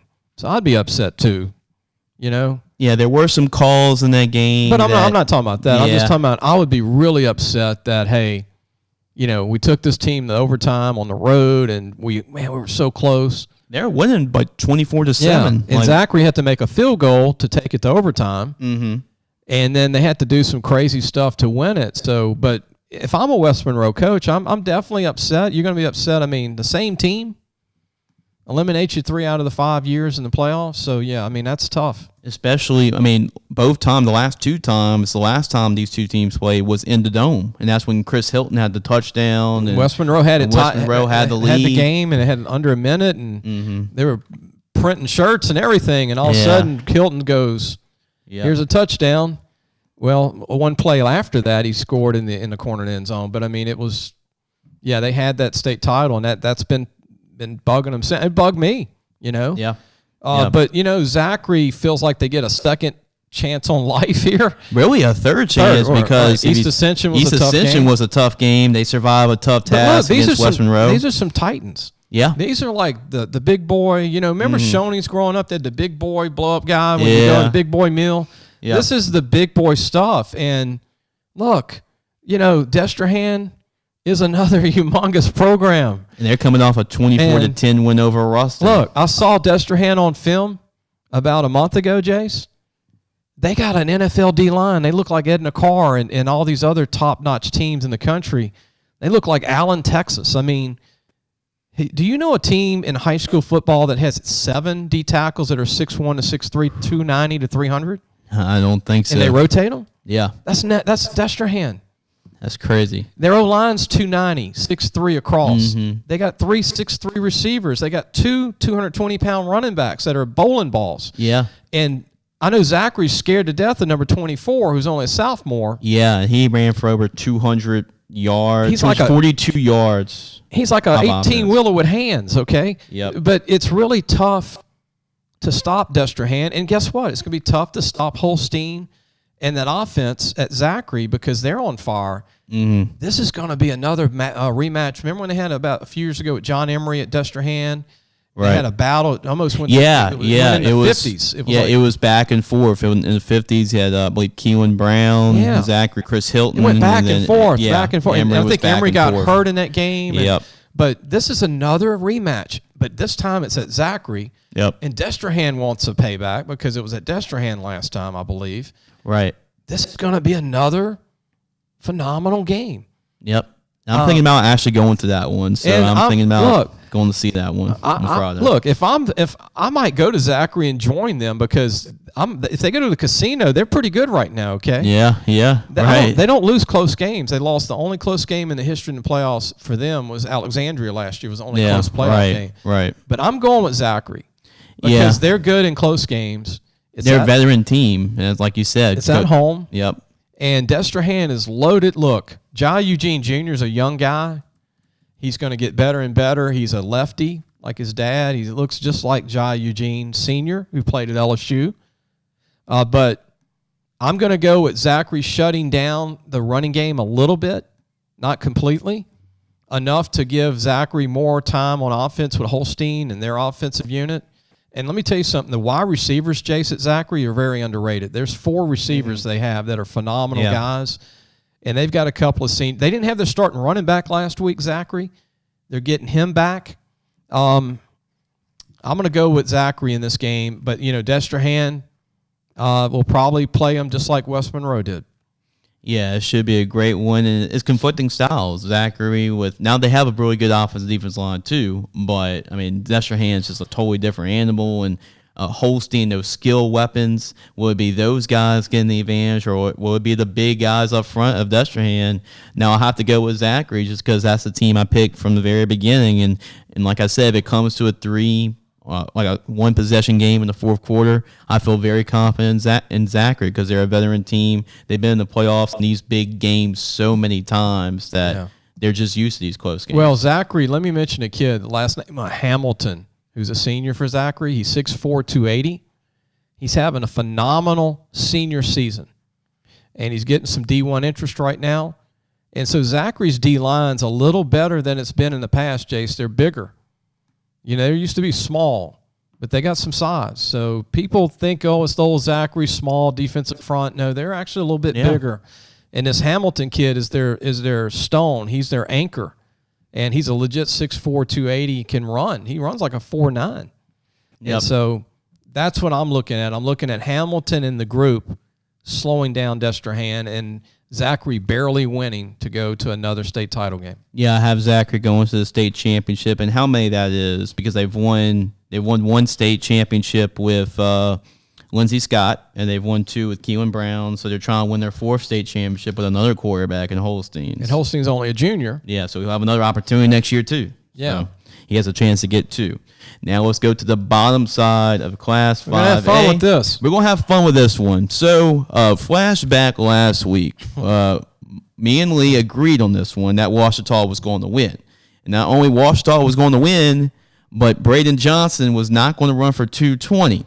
Well, what happens? We got blew up. Ponchatoula blew out Ouachita, and then Braden Johnson really shut both of our mouths, and he ran for 260 yards and 5 touchdowns. So 268 yards and 5 touchdowns. So I want to give a shout out to Robert Johnson, who hit me up on Facebook, me and Lee up on Facebook about it, and Braden too for his performance, for proving us wrong. We have to give a shout out to that. So congratulations to Braden and Ponchatoula for proving both of us idiots wrong, from last week. But here's the deal, Mr. Johnson. You didn't catch the show the week before where I said he was like Jacob Hester. Mm-hmm. Yep. So, I mean, you got to watch all the shows.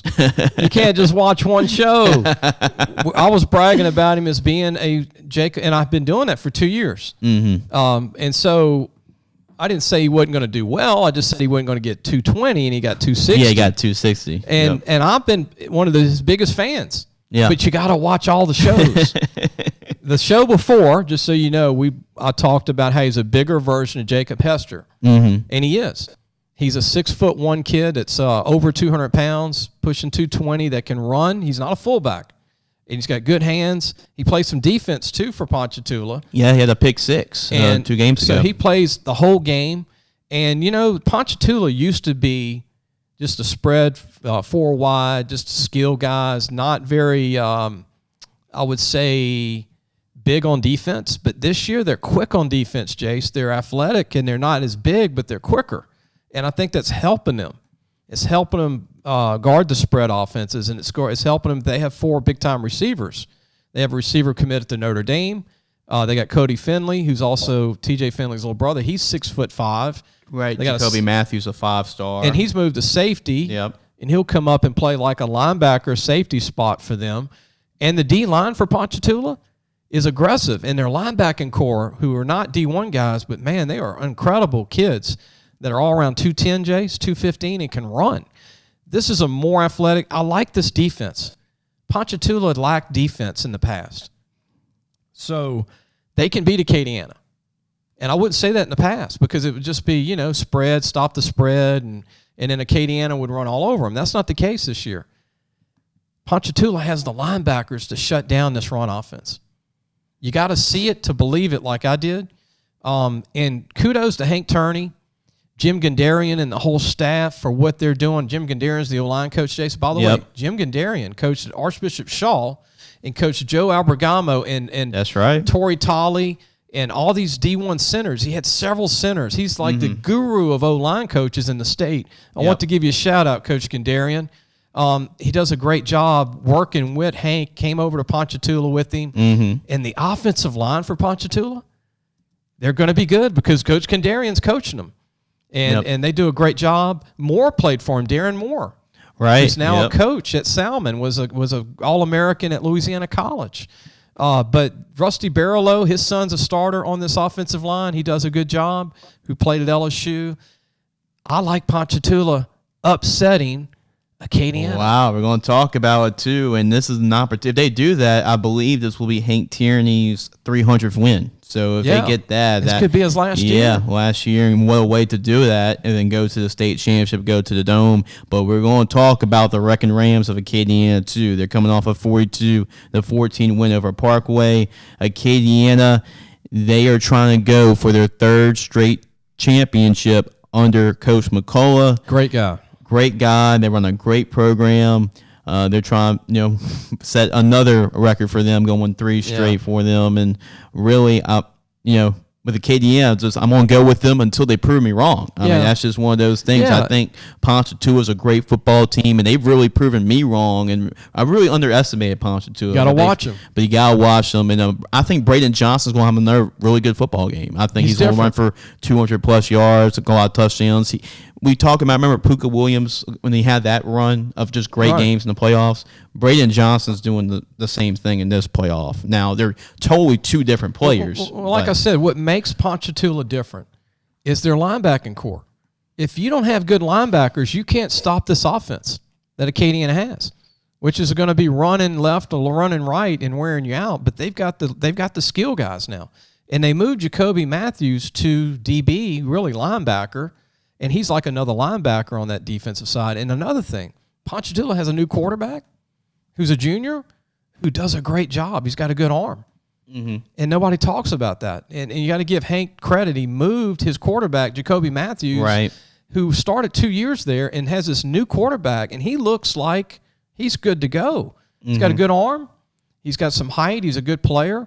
And, Ponchatoula used to throw it too much, I thought. Now they've got a balance. They got Braden. They can run him 20 times a game. Defensively, they've got a swarming defense. It's the first one I've seen at Ponchatoula. Now, Acadiana has had a lot of injuries. Mm-hmm. Yep. And that's what's really kind of affected their season, Jace. They play everybody who's big time. And the coach at Acadiana, a phenomenal coach. They do a phenomenal job. They're very young. Yeah, they are. And outside of their D-line, Walter Bob's a great D-tackle. Sure. He's committed to Alabama. I hope he goes to LSU in the end with Coach Kelly. And they've got a couple other defensive linemen that are D1. Their strength is that defensive front again, but their offense has had a lot of injuries. Their cornerback that's committed to LSU has been out for the year for a while. Terrence Welsh, yep. So, they're not fully everybody go right now, and that's another reason I'm picking Ponchatoula. Well, I'm going to go. I think it's going to be a great one. I'm going to go with a slight edge for Acadiana just because they've been in these type of football games, like semifinals. They know what it's like the last 2 or 3 years. And let's see if Mr. Johnson, y'all can prove me wrong again. This reminds me of Tommy Banks at West Monroe. Yeah, that's good. That's a good comparison. When Tommy Banks played for West Monroe and Catholic High had Major Applewhite and had Travis Minor, remember? Yeah, that 97 everybody went, year. Nobody's beating Catholic, and they went to West Monroe to go to the Dome, right? Mm-hmm. Tommy Banks had 33 or 40 carries for like 300 yards. He could not stop him. He couldn't stop him, and it killed the clock, and Major Applewhite didn't get the ball enough, and Travis Minor and Shanklin, they just didn't get their hands on the ball, who played at Kentucky. Right. So, hey, that's what I'm looking at. I'm looking at Braden Johnson. And look, again, to the dad of Braden Johnson, you got to watch all the shows, man. You got to watch the show before we were bragging about him. Yeah, that's just what they do. They hear more of what you get wrong than what they you don't get remember right. the They don't good remember shows. what you get right. I was like, but I was talking about Braden because the dad doesn't know this. He doesn't know me. But I talked about him being a clone of Hester a year ago to a lot of college coaches. Yeah, he was on our All Louisiana team this year. That's from me seeing him play back when he was a young kid. So kudos, and I think LSU should make a unique offer to him. He's a unique player. Yeah, he's a unique guy. If he could be a linebacker in college like a Patrick Queen, if he's not a running back. Yeah, and Jacob Hester is. If you haven't seen him play, he's exactly like Jacob Hester. Braden Johnson has great feet, and two, he's determined. Yeah. And when you take those two, and he's talented on top of that, he's unique. He reminds me of like a taller version of McCaffrey, not as 4'4", right? But here's a legit 4'5" guy that weighs 219 pounds, 6'1.5", who is pro style ready to do whatever you need him to do. Yep, I think it's gonna be a great game. I'm feeling nervous about this one because Ponchatoula's really been really hot lately, and they've really put everything together, but it's gonna be a great game. Prove me wrong, I gotta go with the Wrecking Rams. What they've been able to do. It's gonna be a great game, Jace. That's what matters. Yeah, I think so. It should be a great one, and we'll see either combination of games we get, whether it be Zachary and Acadiana or Zachary and a Ponchatoula or Destrehan and Ponchatoula, whatever combination we get, it's gonna be a great one to watch in 5A. That's why I know. Yeah, you're gonna see some teams that have never been before. It's just gonna happen. Yeah, and then you're going to see some teams that have always been there, right? But, it's going to – I really do want to see the St. Martinvilles, see these teams that have never really been in a long time get there. Homer. Yeah. Just teams that just are battling to get there, and just like Coach Arsenault at Church Point. You get so many opportunities to get there. Yeah. And some of these guys are close to retirement. Hank Turney's close to retiring. Coach Arsenault is. A lot of these coaches. Yeah. Even Coach at our St. Martinville, Coach Vincent Duran. How much longer is he going to coach? Yep. These are all, and then Coach Boone. He's trying to get a state championship. They don't have that many years left. Right. And just for a tidbit before we go, do you remember when Vincent Duran was at Northside? He coached Keelan Williams. Yeah, remember he that? did. Yep. And Tyson Andrews, who went to Ole Miss. They had a phenomenal team. They'd billed that as the game of the century in Lafayette against St. Thomas More at the time. Right. It was incredible. Keelan Williams was a phenomenal, great running back. Oh, yeah. LSU. Oh, yeah. Remember the run at Virginia Tech game? Oh, yeah. He jumped over a guy. Yep. Mm-hmm. Showed that vertical. That was at one time. But sure. Problem with LSU, they got so many backs. Yeah. Oh, he went back in the Miles days. He had like 4 or 5 of them. You can't do that anymore. But no. But yeah, I mean, Coach Durant has done a phenomenal job, and he didn't get a state title at Northside. Mm-hmm. My point is, they didn't get to the semis at the state title game, and they had Keelan Williams, who was 230, 6 foot. Nobody could stop him. Yeah. Yeah. I'm pulling for you guys. Now, I'm not pulling against anybody, but I do want guys that are, most finished with coaching. I just want great games. That's what I'm pulling for. Just give me a great game. And it really doesn't matter to me who makes the dome or who doesn't. But yeah, I'm looking forward to some great semifinal games. You have some championship games this week.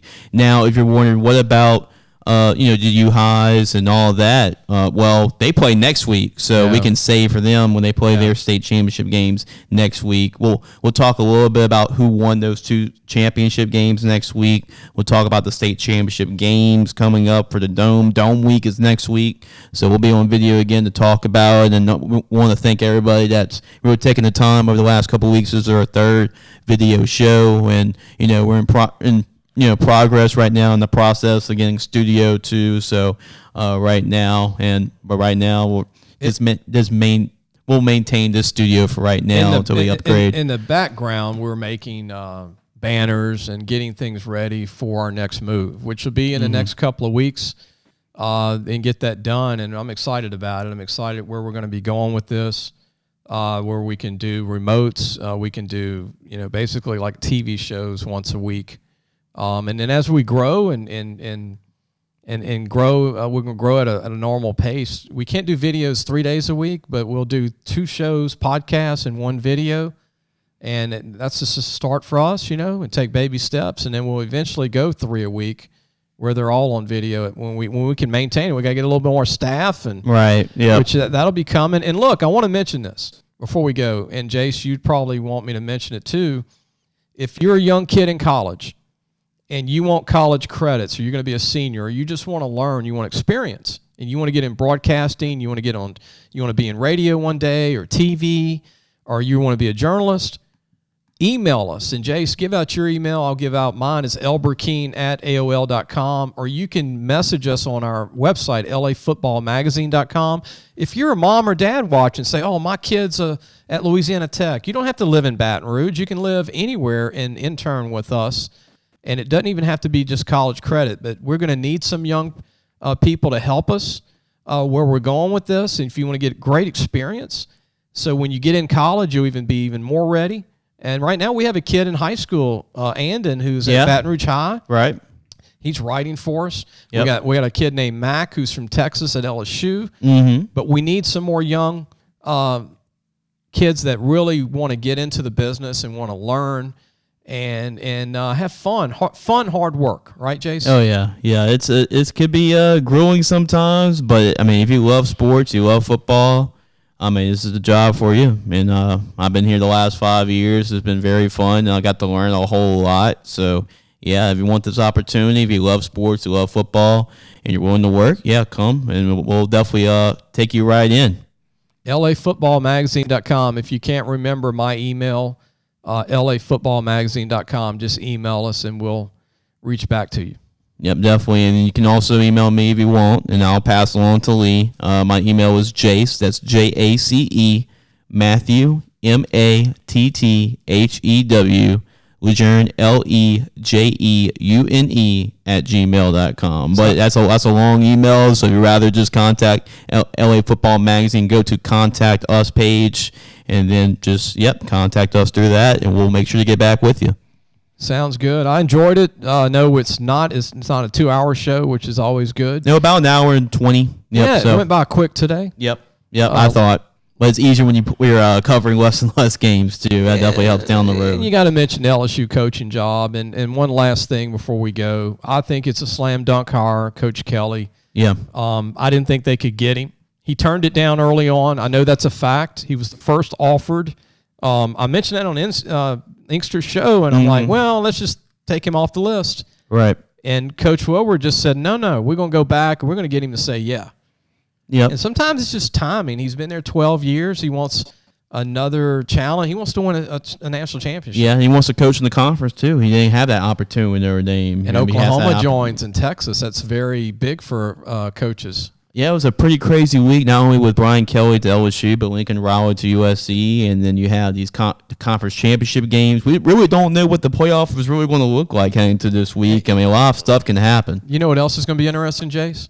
If Notre Dame does not hire Freeman, then Freeman comes to LSU probably. Yeah. As the D coordinator. And they tried to get him to, remember, as the D the coordinator, first time around. Yep. Wouldn't that be hilarious? That'll be pretty funny if it works like that. Because Freeman was trying to, come here with Ed Orgeron and wouldn't do it. Yep. And then if they don't hire him, let's just say they hire Luke Fickell.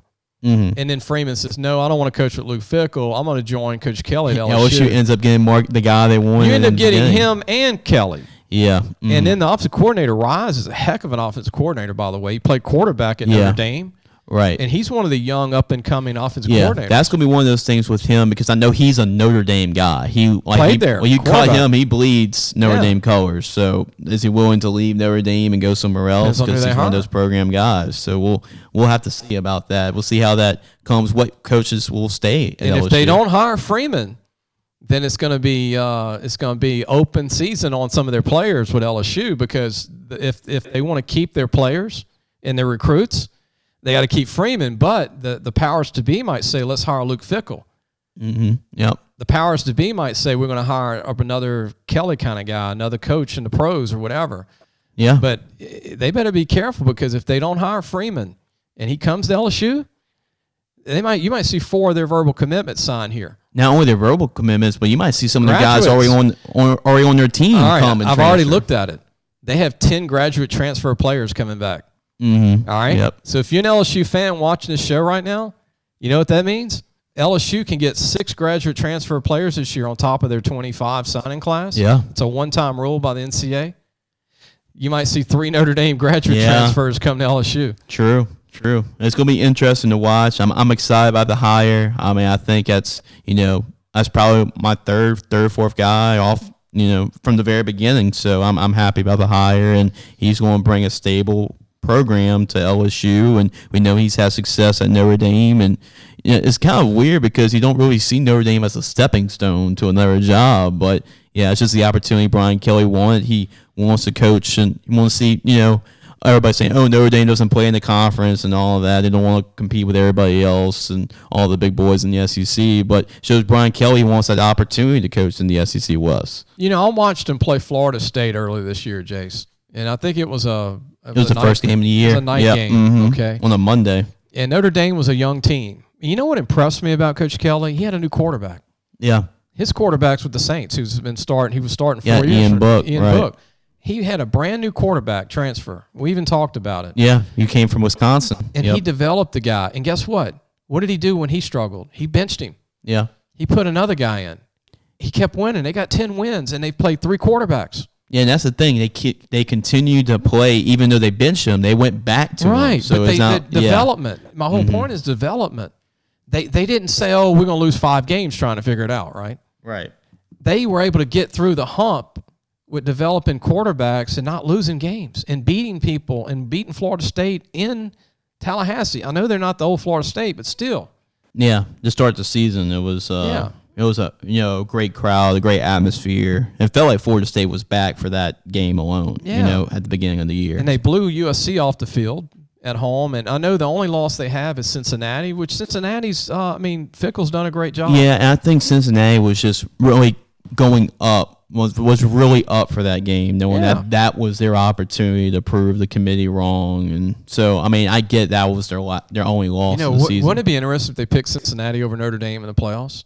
Yeah, that would be very interesting. Since Coach left, it'll be interesting if Notre Dame sneaks into playoffs. How they handle that? That's what I'm saying. Would they pick Cincinnati if there's one team open, one spot? Well, I think, and we will talk about this to wrap it up too, but it's going to be crazy how what could happen in these scenarios. But let's say You have championship games too. yeah, though. right. You have Georgia and Bama. If Georgia takes care of Bama, Bama's out. Should be With 2 losses. I mean, Georgia's in. I think really the only lock you feel confident in going into this week is Georgia's going to be in. And Ohio State losing this past week took them out. That's 2 losses. Yeah. They were going to be in. Right. So do they even take a Big Ten team? It depends on if Michigan takes care of business, they're in. I mean, that's against Iowa. Let's say they take care. If they lose to Iowa, if they lose to Iowa, Cincinnati loses to Houston, then you have some scenarios to look at.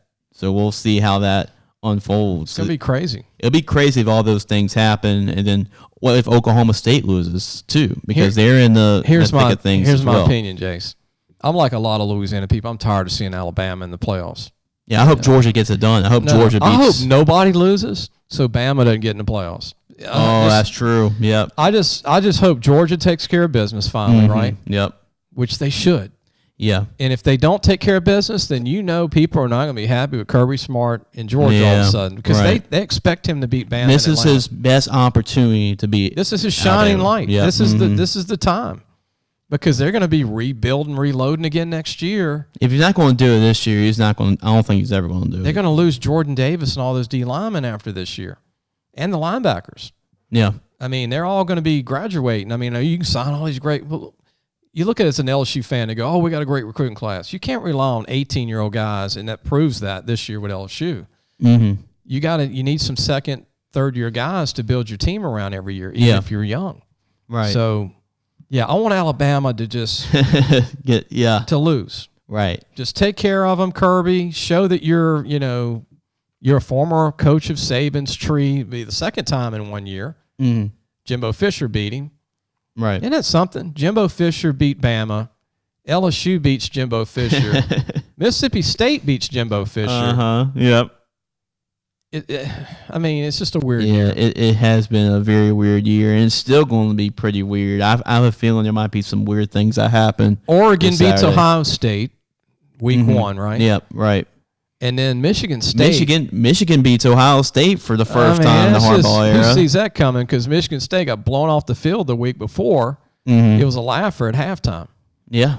So it's college football. I mean, you just don't know when you, like you said, with 18 to 21-year-old kids, you don't know what you're going to get. So it's going to be an interesting Saturday. I'm looking forward to Championship Saturday. It should be fun. Go to the high school games. Yeah, I mean, I'm looking forward to this weekend. You got the high school football games, playoff games. Well, you got Saturdays. You got games. your TV phone in the stands, right? Yeah, right. Everybody's got their little TV in their hand now, so I'm sure everybody will have the Atlanta game on, the Big 12 game. While watching the LCA play or something, Yeah, Pac-12 game, which will be late. But, yeah, I mean, it's a lot of good games. We can't forget about Conference USA Championship, Sun Belt. Billy Napier was going to coach his last game with the Raging Cajuns when they play Appalachian State. And they have a chance to go for they have a chance to finally win the Sun Belt Championship with Billy Napier coming out. Will Billy go after his commitments at UL and take 1 or 2 to Florida? Yeah, I can definitely see that as a possibility. Or grab some of his graduate transfers to Florida. I'm telling you, everything's open now. Yeah. It's all, open game, so it's open hunting. Yeah, UOL. Now, there's a lot of job openings in Louisiana. Louisiana Tech. Louisiana Tech, Grambling. Oh, Rodriguez just took a job. Yeah, he left. I want to mention that. He left ULM to be the new head coach at Jacksonville State. I hope I can help coach now over there. Sure. Yeah, right. He took the job there. I wonder if his son's going to follow him with a year left. He very well could. It's crazy, man. It's a crazy time of year. Because it's that 1 year of graduate transfer. So if you leave, you're going to be trying to poach your own players who are graduate because they play immediately. Yeah. That's another wrinkle to throw into that. It's like, come join me with your final year. I got these extra scholarships now. Yep. One more shout out. I have to give a shout out to Southeastern. They won their playoff game, so they have a chance to. It's a big deal. Yeah. Talking about teams in Louisiana that have had success this season. Now, it's been a struggle for majority of the teams, but UL and Southeastern having 2 really good years. Will Cole win the Heisman Trophy of 1AA? Yeah, has a chance to do that, repeat that. If he wins another playoff game. Yeah. Yeah, they have James Madison on the road. That's going to be tough. That's going to be tough against James Madison. Powerhouse we'll see. 1AA team there. On the road, too. But the Southeastern team is capable. We'll see what happens, though. I'm sure James Madison's worried about the quarterback at Southeastern. Oh, yeah. Yeah, I think they're worried about Cole. And when this offense is going, I mean, it might be the best offense in the FCS. So yeah, they've got talent. You did a lot of their games. I watched a couple of their games, but yeah, I mean, it's just a lot to talk about. Probably by Wednesday this week, there'll be 4 more guys fired and 4 more hired. So we'll see what happens. But I appreciate everybody watching. Please tell everybody about the show. And like I said, we're going to keep making it better and better every week. I want to thank Jace for helping us host these playoff weeks that we do it. I think we're the only company that's done a playoff show 5 weeks in a row. Every week. Yeah, 5 weeks in a row. It's about to be 6 weeks next week because we're wrapping it up when we have one more week. We have this week, next week, and then the week after that, we'll probably just talk about how some of the games went, but it won't be a big deal. Yeah. We'll talk about how those games were won. We have to start if we start this thing, we have to finish it. So we have to talk about how these games were won in the dome at the end. So we'll see how everything goes. We have a couple more weeks, semifinals this week, college football championship weekend. We still got the NFL, the playoff pictures kind of unfolding right there too. It's a great time of the year for sports fans because you have college football with bowls coming up, and you have high school football right now, championships. You have college basketball starting up too. So, I mean, NFL playoff pictures starting to unfold. So it's a great time of the year for a sports fan in general. One final thing for me before we close the show. Will Wade's basketball team should be ranked at 7-0. Yeah, they should. That's a crime to not be ranked in the AP or UPI in the top 25. You're 7-0. And you've beaten a Big Ten team, an ACC team. You beat Belmont, who's probably going to be an NCAA tournament team. Beat Liberty, that could be an NCAA tournament team. And Penn State or Wake Forest could end up getting in. So you potentially beat 3 NCAA tournament teams out of 7 wins, and they go, oh, you haven't played anybody? Come on, man. What's the deal with LSU not being ranked in basketball? 7-0. That's not right. Yeah. So that's my final thoughts today. Yeah, I agree with that. And this has a chance to be their best team since the 06 Final Four. I mean, they're good. Really I like them. Yep, yeah. We'll find out. We'll especially find out during the SEC play, too. But, yep, Lee, thanks for your time, as always. Let's see which ones we look pretty smart about after this week, which ones we'll have other Robert Johnsons, too, coming up and telling us, hey, we got this wrong. It's all in fun. It's all in fun. We're just all in fun, and that's what we do. So, yep, hopefully y'all enjoyed the show. This is Jace LeJeune for Lee Brecheen signing off. Thanks for watching. You just watched the Sports Scouting Report podcast with Lee Brecheen. We'll check back with y'all on Friday.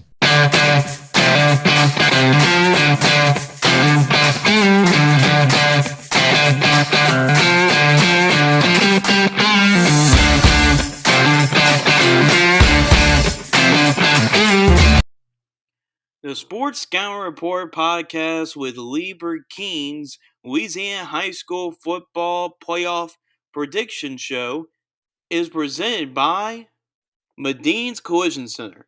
Take control, choose Medine's. Gros Savon Lodge, the true sportsman's paradise.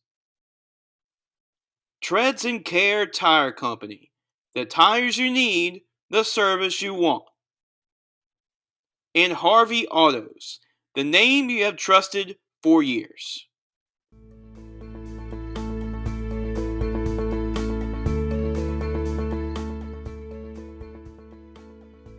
Thanks for listening to the Sports Scouting Report podcast with Lee Brecheen.